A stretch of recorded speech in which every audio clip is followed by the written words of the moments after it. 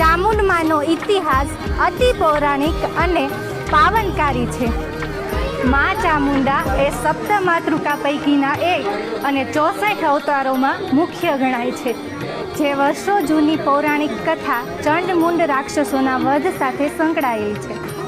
પૌરાણિક કથા અનુસાર ચંડ અને મુંડ નામના રાક્ષસોનો ત્રાસ વધતા માતા પાર્વતીએ ભયંકર રૂપ ધારણ કર્યું અને એમનો વધ કર્યો.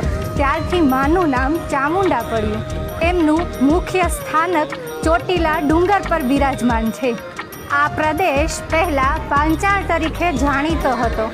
ઇતિહાસની માન્યતા કંઈક એવી છે કે આજથી 150 થી 200 વર્ષ પહેલાં મહંત ગોસાઈ ગુલાબગીરી હરિગીરી બાપુએ આ ડુંગર પર માતાજીની પૂજા શરૂ કરી હતી. પહેલાં અહીં નાનો ઓરડો જ હતો, જે આજે ભવ્યાતિ ભવ્ય મંદિરમાં ફેરવાઈ ગયો.